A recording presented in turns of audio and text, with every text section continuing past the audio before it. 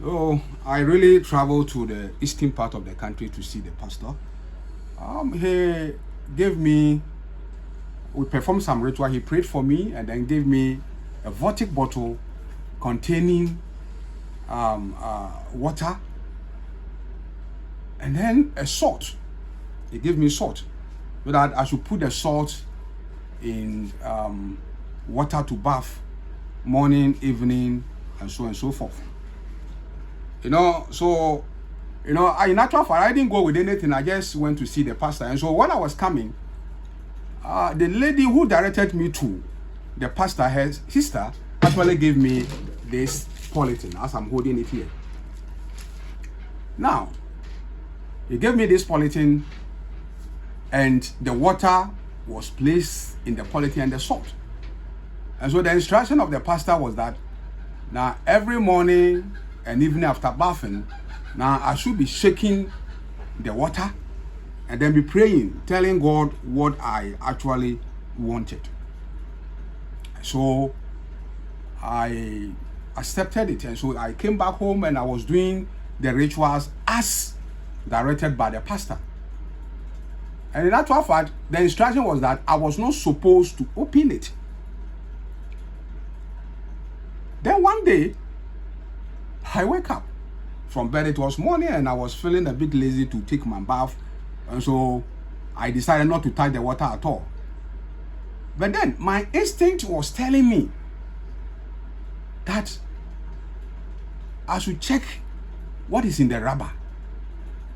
Something was just pushing me to check. So I decided to follow my instinct. Look and behold, I went there. The Vortic was in this rubber. As I'm holding it, it was in this rubber. It was, in the previous night when I was using it, I sat with my bed behind me. And so I placed the bottle, the rubber, close to the bed, but not on the bed. I was not, actually, the bed was behind me. I sat on the edge of the bed. And I got there, I checked the content of the rubber, and the Vortic was standing vertical in the rubber. The Vortic water was standing vertical in the rubber, but it was half empty. It has been opened, half empty. I became shocked.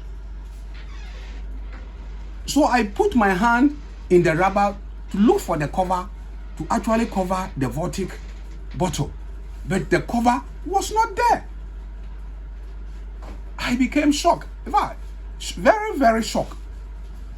And the water in the rubber was actually melting the salt. So I went out to inform the lady who directed me to the pastor that in actual fact, this is what has happened. I'm so scared about it. And he said, no, this is very strange. And she believes it's the work of the evil forces. So I went out and looked for another cover to cover the remaining water in the bottle. Surprisingly, I decided to dress my bed. I raised the bed and I realized that the cover of the Vortic was under my bed sheet. How come? How come? Because the bed was behind me. So how did the Vortic cover got under the bed sheet? I never opened it, but it got under the bed sheet. So I really became surprised, and I really accepted the fact that now my situation is as a result of what? Witchcraft. I called the pastor. The pastor then said that yes, the evil marginalization of the witches, because they are trying to work against my progress. And he has seen it.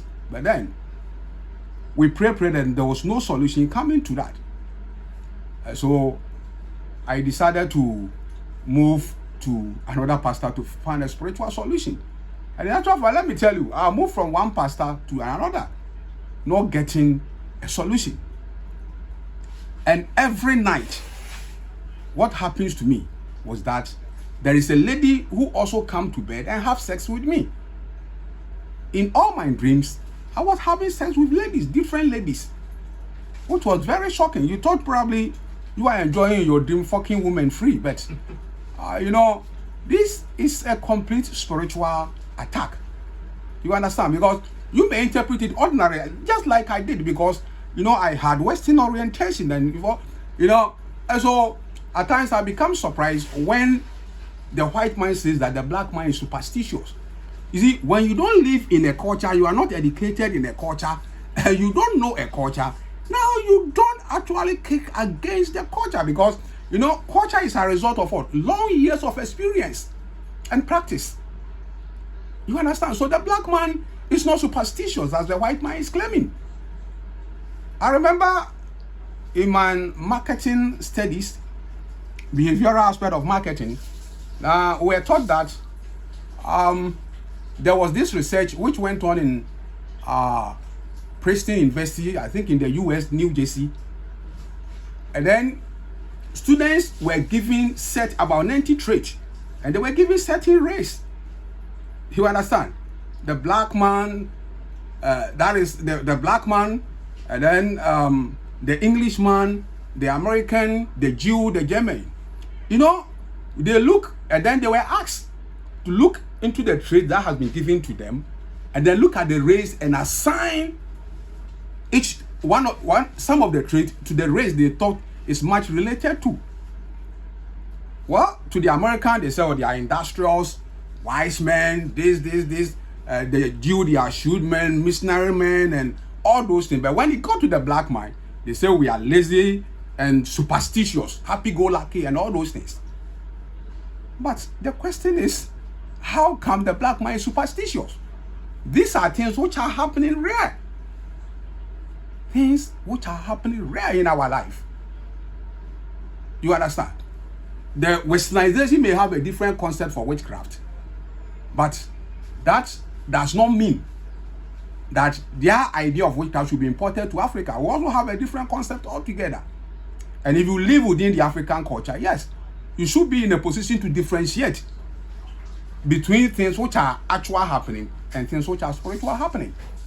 Because we live in the environment, and we know the environment. You don't live in the environment, so you don't come and tell us what we should believe in.